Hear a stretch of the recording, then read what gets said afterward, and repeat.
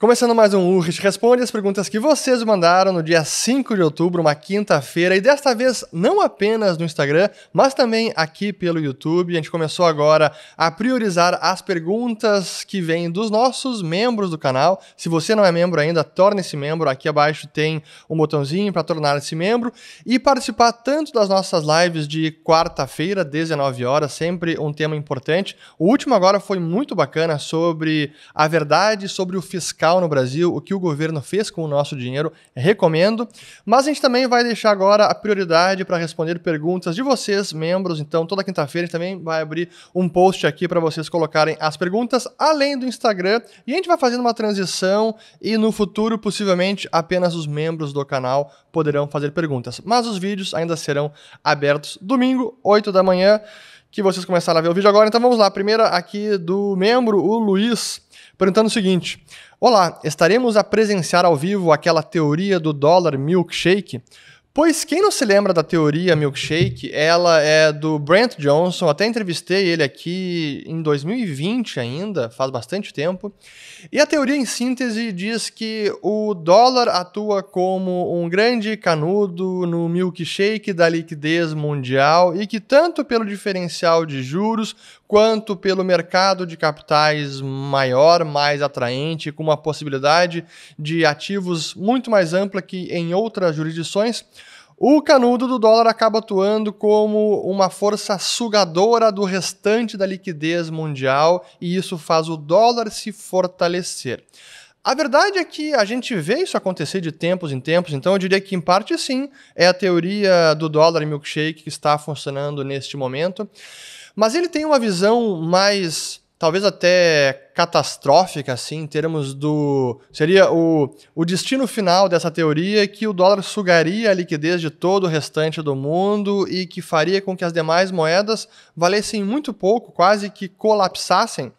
E não é bem isso que eu entendo que pode acontecer. Embora, sim, a liquidez acabe fluindo para o dólar, fortalecendo a moeda americana de tempos em tempos, especialmente no momento atual, que a gente está vendo o diferencial de juros se elevando, não apenas nas taxas curtas, mas também nas taxas longas. Nessas últimas 2 semanas, fizemos vários conteúdos sobre o assunto. Quem quiser conferir no canal, tem muita informação. Aqui a próxima do Eber, que tem a ver com isso, olha só. Aqui também membro do canal.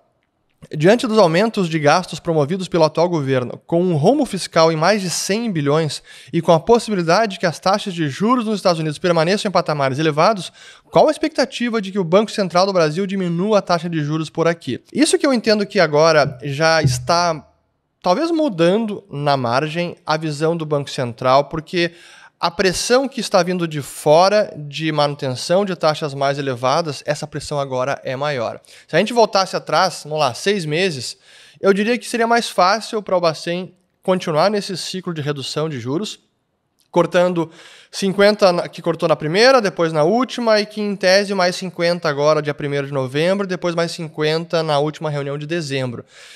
Eu não sei se ele vai continuar com esse ritmo de redução. Talvez ele tenha que diminuir, tirar o pé do acelerador de corte, especialmente pela conjuntura internacional, mas não somente por ela. Exatamente esse ponto que você trouxe, o risco fiscal agora, ele levemente aumentou. Já está, eu diria que, claro para todo mundo que a meta fiscal é uma peça de ficção, precisará ser revista, ou o governo vai honrar o marco fiscal que ele mesmo aprovou, ou ele mesmo propôs, e vai fazer um contingenciamento de despesas. Ano que vem vai ser muito importante para a gente entender a seriedade da atual administração com as contas públicas e com o tal do arcabouço fiscal. Aqui do Ragnar Nordestino, também membro do canal. Você acha que a atual desmonetização das moedas fiduciárias no mundo inteiro seriam comparáveis às invasões bárbaras do Império Romano? De pouco em pouco, todos os impérios desmoronam? Acho que são coisas distintas. E até, primeiro, a gente não está vendo ainda uma desmonetização das moedas fiduciárias. O que eu diria que muitos economistas da linha da Escola Austríaca de Economia subestimam a longevidade das moedas fiduciárias ou a sobrevida que elas podem ter, porque mesmo que elas percam valor ano após ano, e isso acontece com o real, com o euro, com o dólar, em graus diferentes, nesse tipo de intensidade de inflação, elas perduram, por mais que acabem, sim, perdendo muito poder de compra ao longo de décadas. Mas não ao ponto de serem completamente desmonetizadas ou virarem em pó, colapsarem, como a gente viu com moedas brasileiras no passado, nos casos de hiperinflação, como possivelmente está o peso argentino se encaminhando. Não é o mesmo. Então, eu não chamaria o que nós estamos vivenciando nas moedas fiduciárias de desmonetização. Não acho que é a descrição correta do fenômeno. Seria mais uma perda constante do poder de compra. Aqui da GSL Oliveira, também membro do canal. O que esperar da economia da Alemanha e qual a expectativa do mercado imobiliário da Europa? Essa semana é uma boa pergunta e a gente fez um Follow the Money aqui para os membros do canal faz umas 3 semanas ou 4 semanas, especificamente sobre a economia da Alemanha. Ficou bem completo.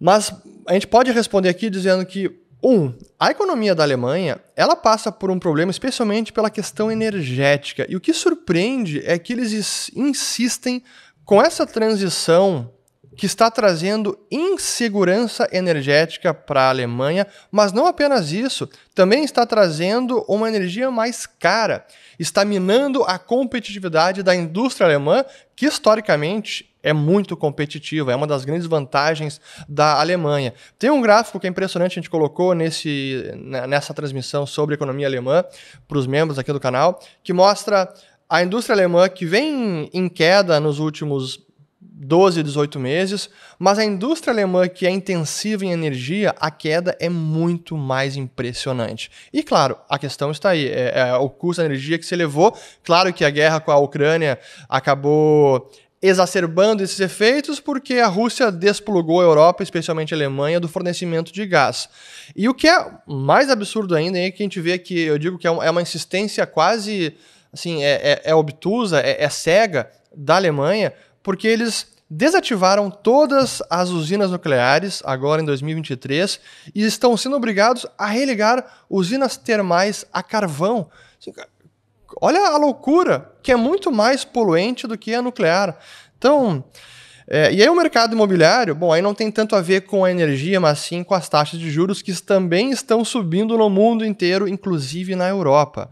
Esse é um vídeo que possivelmente a gente vai ter que abordar um tema que é como as taxas de juros mais altas na Europa podem provocar uma nova crise do euro, aí por conta do fiscal. Mas, seguindo aqui do Evânio, também membro, é possível rally na Bolsa Brasileira sem que a americana acompanhe? É possível, mas é difícil imaginar um rally enquanto a bolsa lá corrige muito fortemente ou enquanto há um crash na bolsa lá fora. Aí acaba arrastando a brasileira. Mas é possível ver um rally da bolsa brasileira, mesmo que a americana não acompanhe. Mas eu não diria que vai ser um rally secular, do tipo 10, 20 anos. Aí eu não apostaria. O Brasil, para mim, é muito mais tático. Quer dizer que não é uma posição estrutural que os investidores deveriam ter, Bolsa Brasileira. Tem hora que vale a pena, tem hora que não vale a pena. Aqui do Ricardo. Apostei com a minha esposa que o dólar chegará a 8,50 em 4 a 5 anos. Acredita nisso? Bora entrar na aposta? Valendo um café? Pô, 4 a 5 anos o real ir para 5,50, eu acho que é... Aliás, 8,50, eu acho que é demais. Pô, se ele sobe 5% todo ano, vamos lá, eu acho que... Não, eu acho que 8,50 é um cenário muito estressado. Eu não contaria com 8,50 a nossa taxa de câmbio em 5 anos. Não quer dizer que não vai chegar, mas apostando um café, eu aposto que não vai chegar, tá? Então tá apostado. Pode cobrar.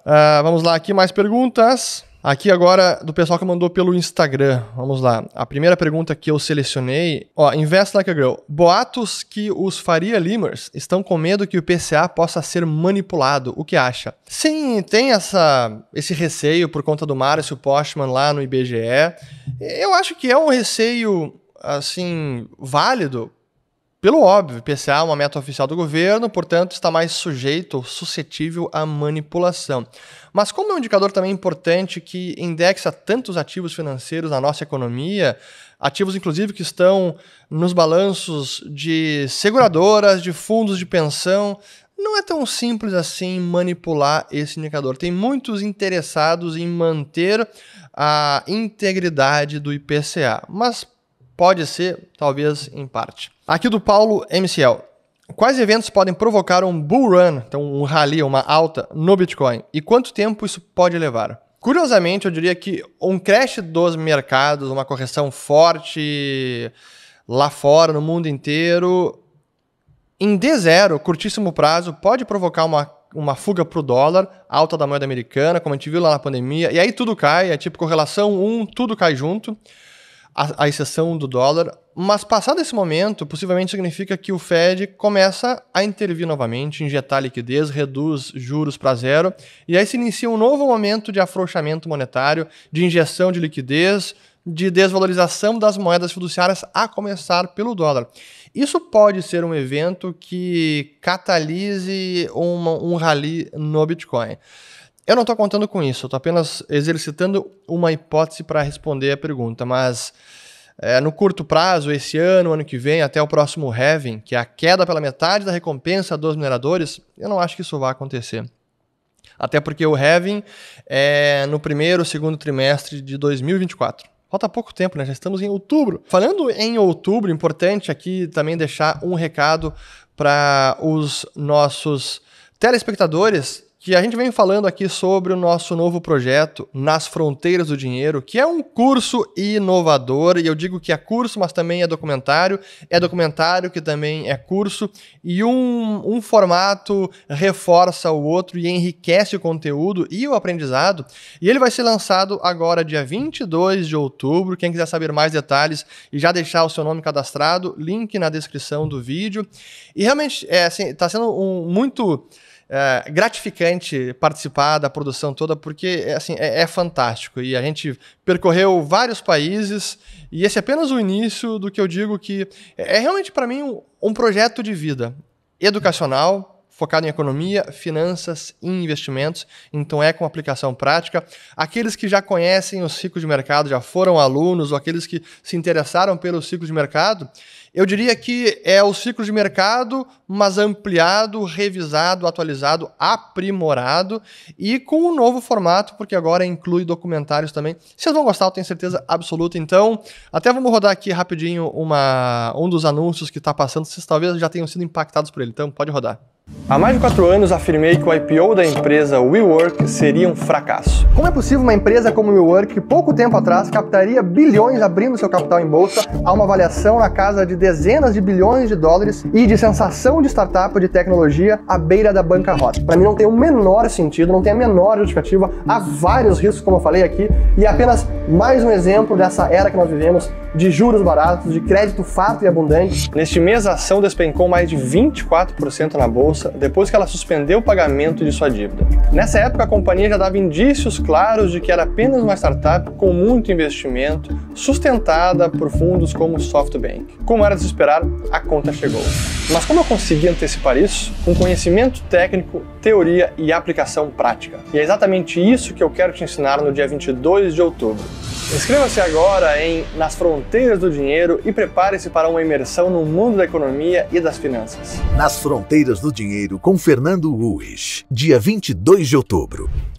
Muito bem, aí está Nas Fronteiras do Dinheiro, dia 22 de outubro. Mas seguindo com as perguntas, próxima do Alexandre agora. Apostar em renda fixa atrelada à inflação, nesse momento, te parece a melhor opção em renda fixa? Eu acho que é uma ótima opção e eu, como sempre, prefiro ficar no miolo ali da curva, então, digamos, até 5 anos, mais do que isso, eu não gosto.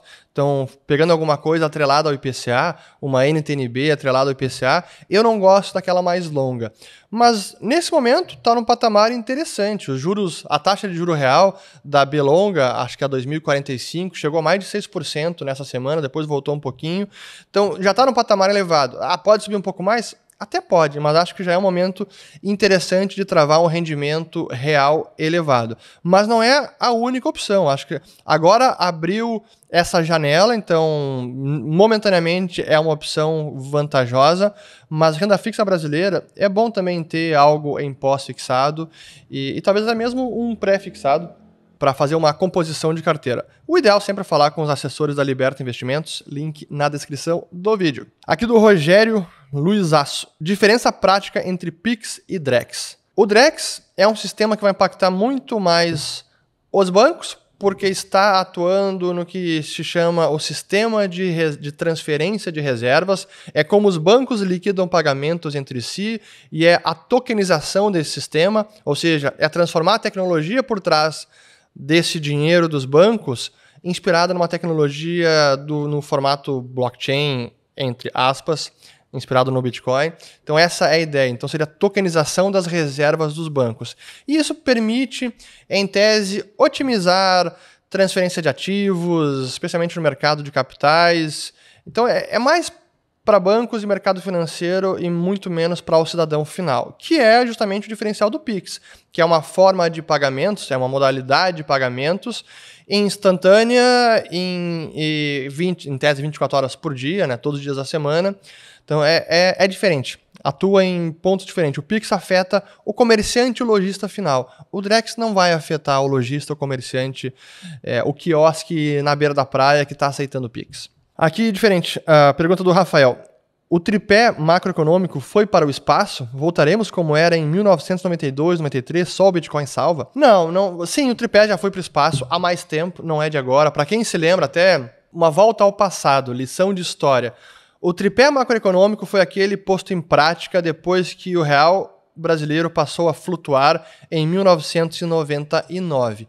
E qual era este tripé? Câmbio flutuante, metas de inflação e o superávit primário. Câmbio flutuante, ainda temos. Meta de inflação, ainda temos. Superávit primário, não. Esse já foi para o espaço desde 2014, se eu não estou enganado.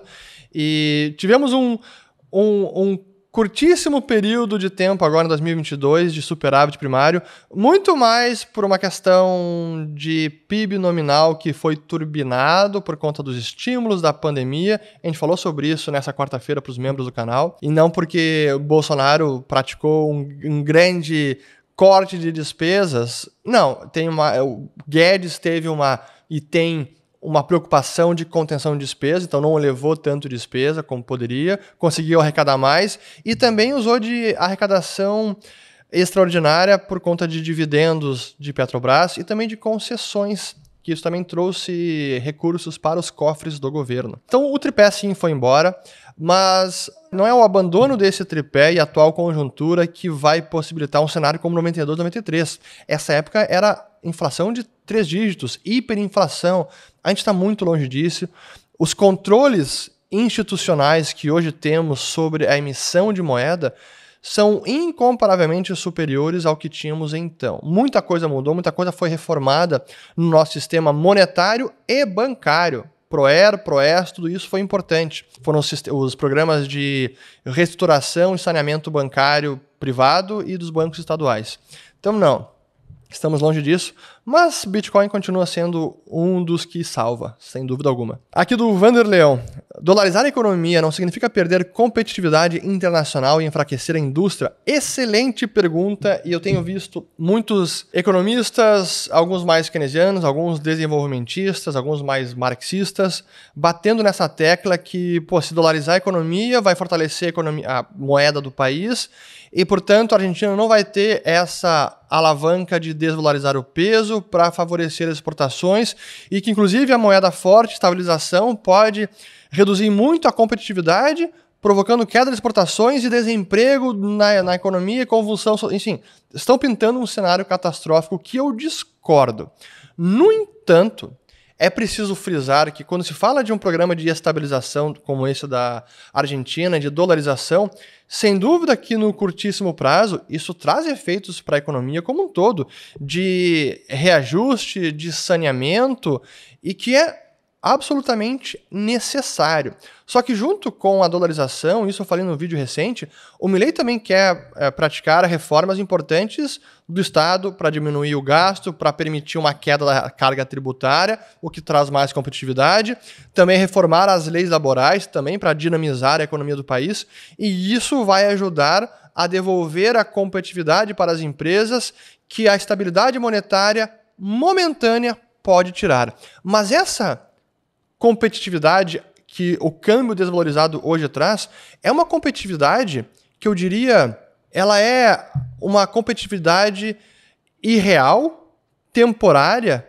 e sorrateira, porque ao mesmo tempo em que ela prover uma competitividade maior, porque barateia os produtos dos exportadores, está dando com uma mão, mas tira com outra por meio da enorme inflação que gera no país e que logo depois, com a inflação sendo repassada nos preços da economia, acaba chegando no setor exportador, retirando aquela competitividade. Então, é uma competitividade fictícia. Então, essa forma de turbinar as exportações, ela não funciona. Isso é curioso porque parece que uma condição para um setor exportador competitivo é moeda desvalorizada. Pô, mas vamos olhar para a história recente, os últimos 50 anos. Japão, Suíça, Alemanha. 3 potências exportadoras com moedas fortes. A Alemanha era um exemplo com o marco alemão, que se fortaleceu muito em relação ao dólar ao longo dos últimos 50 anos, até mudar para o euro. Iene japonês, vejam o iene japonês dos últimos 50 anos, se fortaleceu. Franco suíço, da mesma maneira. E ainda assim as empresas do país conseguem exportar. Então, a culpa da falta de competitividade não está na moeda valorizada. O ideal é estabilidade de moeda. E mesmo uma moeda que se fortalece, se a indústria realmente for competitiva, consegue triunfar na economia mundial, como esses 3 países que eu listei comprovam. Então, desvalorizar a moeda é apenas iludir o setor exportador, dando uma competitividade fictícia e apenas temporária. Aqui, seguindo do Vinícius. Tem comprado bolsa brasileira com essa queda? Não tenho comprado. Eu já estava até relativamente bem posicionado e não quero aumentar a exposição na bolsa brasileira. Do Giovanni aqui. Putin posicionando mísseis. Será que tem algo a mais para estourar? Essa guerra infelizmente, parece que ainda está longe de acabar e eu vejo que o Ocidente está cada vez mais desgastado, cansado, começa a virar um tema político, porque muitos países, os próprios Estados Unidos enviando cada vez mais armamentos, já virou um tema, uma pauta política no Congresso americano, se aprovava ou não aprovava um novo pacote de ajuda para a Ucrânia. Tá difícil. Vamos aguardar mais informações de como isso pode realmente, no que isso pode desencadear. Aqui do Rodrigo. Com os indicadores da economia e ações do governo, ter dinheiro no Brasil é loucura ou masoquismo? Ter todo o dinheiro no Brasil, eu digo que sim, é loucura e masoquismo. Mas tirar todo o dinheiro do Brasil, para muita gente é difícil, até para quem mora aqui, não é tão simples. Mas muitas vezes surgem oportunidades. A própria Petrobras, na época da Dilma, ela foi tão depreciada, conseguiram tirar tanto valor da empresa, que chegou um momento que, olha, por esse preço, valia a pena entrar em Petrobras, e quem entrou, mesmo durante o governo Dilma, fez um ótimo trade, mas é preciso pensar em preço também, não apenas o que está acontecendo, e tentar se abstrair do ruído da política, que ele é enorme e acaba ofuscando a visão. Aqui do Luciano. Viu o Bitcoin Spring Festival? Rolante entrou para a história no Brasil. Que projeto sensacional. Pois sim, eu vi. Eu infelizmente não consegui acompanhar. Eu trabalhei todo esse fim de semana que estava acontecendo o Bitcoin Spring Festival, que é um festival na cidade de Rolante, que fica a cerca de 100 km de Porto Alegre. Eu já falei que eu me comprometo e eu vou lá em algum momento, quero realmente conhecer a cidade. E estão fazendo assim uma evangelização do Bitcoin, convencendo vários comerciantes a usar o Bitcoin nas trocas, tá muito bacana. E parabéns ao pessoal que organizou. Em algum momento irei aí e vou avisá-los com antecedência. Aqui do Deco Nunes. Por que saiu da ThyssenKrupp? Queria voltar para o Brasil?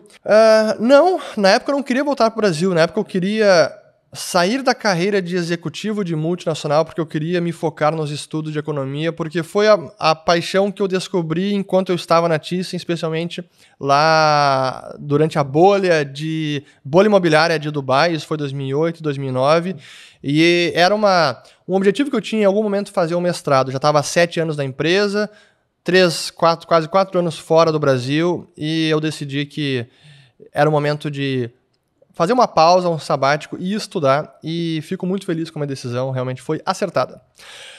Bom, graças a essa decisão que vocês hoje me veem aqui nesse canal. Se não fosse isso, esse canal não existiria.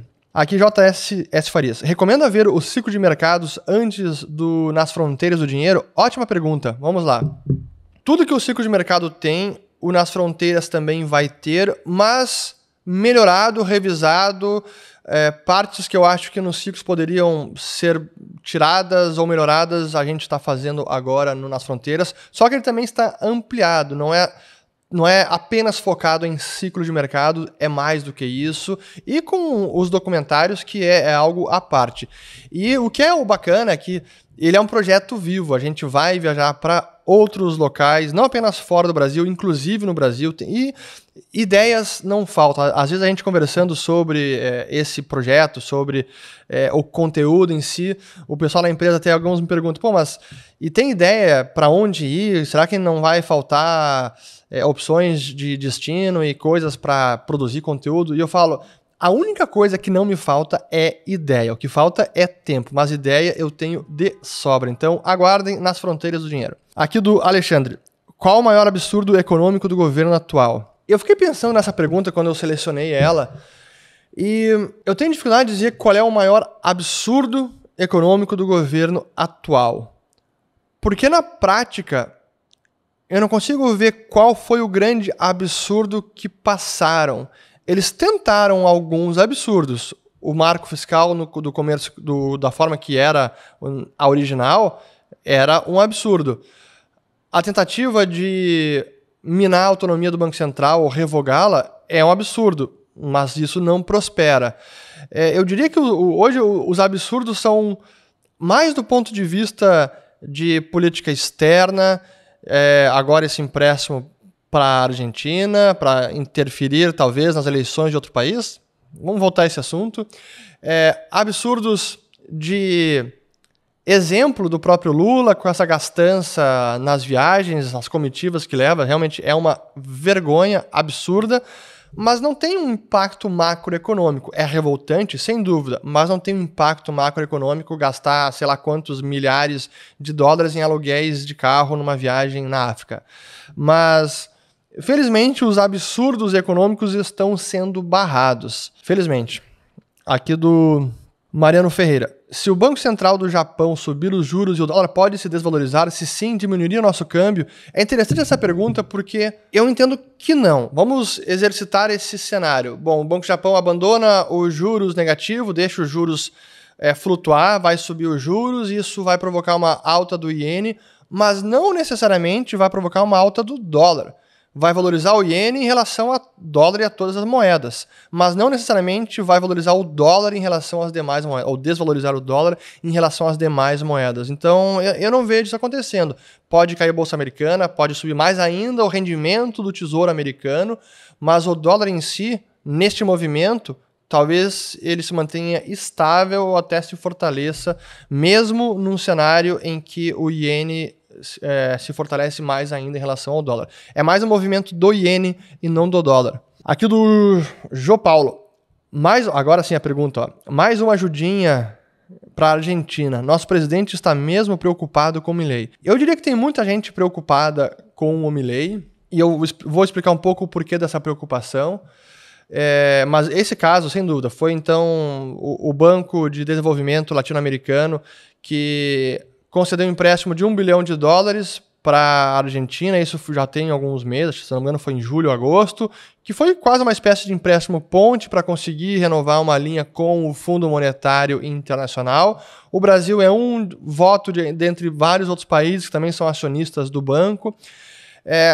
A matéria do Estadão diz que o Lula pressionou a Simone Tebet, que é ela que vota no banco, para aprovar essa linha. Tá estranha a história, tá comprovada a ajuda política do Brasil na Argentina por conta da força do Milei nas eleições? É possível. Não consigo comprovar, mas é possível. Não dá para descartar essa hipótese. Mas o Milei preocupa, primeiro porque ele traz um pouco do que eu acho que é ruim nele, que é esse componente de imprevisibilidade que o Trump também traz. Cara, o que esse cara vai fazer? Olha a forma como ele se comunica, essa agressividade na fala, por mais que muitas vezes fala coisas corretas e com propostas e planos que eu concordo, ele se expressa de uma maneira que soa agressiva, que soa nada ponderado, irracional, por mais que tenha muito raciocínio e razão no que ele fala. Esse é o problema, então ele traz esse receio. E quando ele fala também que ele vai cortar relações com a China e com países comunistas, até mesmo com o Brasil, com o Lula, como assim? Então a Argentina vai parar de negociar com o Brasil, vai parar de vender para o Brasil? E não é isso. E aí que eu acho que ele peca, porque ele fala... O que eu entendo dele? E até discordo dessa postura, mas o que eu entendo? que ele quer cortar uma relação diplomática e diálogo direto entre os governos desses países, mas não que ele queira interferir no comércio entre os países. O que as empresas, cidadãos argentinos, com quem eles queiram comercializar, azar é deles. Nisso ele não quer interferir. Mas o governo argentino, lidando com esses outros governos de outros países, isso que ele quer mudar. Eu discordo dessa maneira, mas eu também discordo da maneira como estão pintando essa fala dele, dizendo que não, então ele quer se fechar para o mundo e não mais negociar, comprar e vender nada da China, que é o grande parceiro comercial dos argentinos. Então, mas isso é um risco de Milei, sem dúvida alguma. Aqui do Ivan. Para quem mora fora do Brasil e não pretende voltar, compensa investir no Brasil? Não, para mim não compensa. Aqui do Rodney, quais os vídeos mais vistos do canal? Tem algum mais especial? Bom, vocês podem olhar ali, coloquem vídeos, o mais popular, e aí vai ranquear pelos mais vistos. O primeiro mais visto foi a conversa com o Marcelo Lopes sobre a maior bolha de todos os tempos. Foi muito bacana. O segundo mais visto foi sobre o plano do PT, que eu disse que ia quebrar o Brasil, e muita gente dizendo, tem que refazer esse vídeo, aqui tá comprovado que o que você previu tá errado. E eu deixo muito claro nesse vídeo, se o PT realmente implementar todo esse plano, e que eles estão tentando, mas não estão conseguindo, mas se ele conseguisse, isso levaria à quebra do Brasil. E mesmo não levando esse plano adiante por completo, já estão trazendo problemas, aí o fiscal que a gente comentou que está problemático. Mas aí tem algo mais especial, e tem os do ano passado, quando estourou a guerra, até antes da guerra da Rússia com a Ucrânia, porque eu fiz um vídeo dizendo que o Putin quer invadir a Ucrânia, e muita gente também disse, tá fazendo alarde desnecessário, isso não vai acontecer. Infelizmente acabou acontecendo, esse é um vídeo também bastante visto, mas tem vários. E especial é muito questão de gosto, subjetivo, né? Gosto pessoal. Tem muitos especiais. Para mim, um muito especial que eu fiz foi sobre o 4 de julho nos Estados Unidos, e eu fico triste que quase ninguém assistiu ele. Para mim tá um vídeo muito bacana, assistam. Mas enfim, seguindo aqui do Marcelo. Que boa. A senhora Ulrich foi em alguma viagem com você durante as gravações do novo documentário? Sim, ela foi na viagem de Dubai, porque foi uma viagem de férias, era a nossa comemoração de 10 anos de casado, então foram nós 4, então minha esposa, meus 2 filhos, depois também foi minha sogra, e foi muito bacana a viagem, e eu já fui me organizar, a gente ficou 16 dias em Dubai, e desde que eu saí de Dubai em 2009, eu não tinha voltado mais, então lá se vão quase 14 anos. E foi muito bacana porque a gente conseguiu vivenciar bastante da cidade, eu pude revisitar lugares que eu adorava. E eu já fui preparando todo o conteúdo porque eu vivi aquilo, eu tinha na mente, eu escrevi artigos sobre a bolha de Dubai na época, até foi meu primeiro artigo sobre economia, sobre ciclos, foi sobre a bolha de Dubai, até foi um artigo em inglês que eu escrevi para o Instituto Mises dos Estados Unidos. Enfim, então eu sabia muito bem o que eu queria filmar e como eu queria documentar a bolha de Dubai. E esse é um dos documentários que vocês terão acesso nas fronteiras do dinheiro. Então nesse, a senhora Ulrich foi lá, até me ajudou em algumas gravações que a gente fez, mas as principais eu estava até sozinho, eu separei alguns dias para poder sair de carro e ir em cada local que eu precisava gravar sobre a bolha de lá. Aqui do Marcelo de novo, desculpa a ignorância, mas o que é a curva de juros e como ela afeta a economia? A curva de juros nada mais é do que, para usar o jargão técnico, a estrutura a termo dos juros numa economia. Então, se você plotar num gráfico todas as taxas de juros dos diferentes títulos de acordo com o seu prazo de vencimento, então título que vence em 3 meses, título que vence em 1 ano, título que vence em 2, título que vence em 5, 10, 20, 30, você tem uma curva de juros, que normalmente ela é ascendente. Juros mais longos, se exige um juro maior, a incerteza maior no longo prazo. Juros mais curtos, se exige um juro um pouco menor. Então essa é a lógica e a curva natural, ou a forma natural da curva, ela é inclinada. Juros curtos mais baixos que mais longos. Às vezes essa curva inverte, o que sinaliza problemas na economia, necessidade de liquidez, e historicamente a inversão da curva de juros, quando os juros mais longos ficam mais baixos que os juros mais curtos, é um sinal preditivo de recessão que se avizinha. Fizemos vídeo sobre isso, depois eu vou colocar um para vocês. Gustavo, no futuro o Bitcoin irá escancarar a perda de poder de compra de todas as moedas? ele já escancara, assim como o ouro já escancara isso. Do Guto Rausch, teremos pedaladas nível hard até o fim do mandato do Nine? Teremos tentativas. Acho que hoje tem muito mais monitoramento sobre esse tipo de investida. Aqui do Sensory Coffee. Você acha que o Tesouro de 10 anos nos Estados Unidos vai dragar dinheiro do mundo inteiro ou gerar oportunidades de comprar bolsa? Possivelmente as duas coisas. Eu acho que as duas coisas. Aqui do Emerson Faria. Todo mundo na expectativa do Non-Farm Payroll de amanhã, que seria hoje. Poderia comentar a respeito? Comento. Veio muito acima do que o mercado esperava, o que é bom para a economia, ruim para o Fed, que vai ter que subir juros ou manter os juros num patamar mais elevado. Pois é, o mercado laboral ainda está forte nos Estados Unidos. Aqui do Gustavo, o que significa exatamente que uma moeda não é conversível? Significa que, nos termos atuais, significa uma moeda... Ou melhor, deixa eu voltar para o passado. Conversibilidade de moeda era quando uma moeda poderia ser convertida em ouro ou prata, o que dava lastro para a moeda. Então era restituição no metal precioso. Mas esse significado foi mudando, essa definição foi mudando de significado ao longo do tempo. E hoje, quando se fala de conversibilidade de moeda, significa a inexistência de qualquer restrição na compra e venda de moeda estrangeira no país. Nos Estados Unidos, cara, você pode comprar e vender qualquer moeda estrangeira sem nenhuma limitação. O mesmo vale na Europa, o mesmo vale no Japão, o mesmo vale na Austrália, o mesmo vale na Inglaterra ou na Suíça. Então as moedas são plenamente conversíveis. O que não acontece no Brasil, o que não acontece quase nada na Argentina, tem muito mais controles de capitais. E no Brasil, controle de capital praticamente nada, mas há alguma fricção ainda, então a nossa moeda não é plenamente conversível.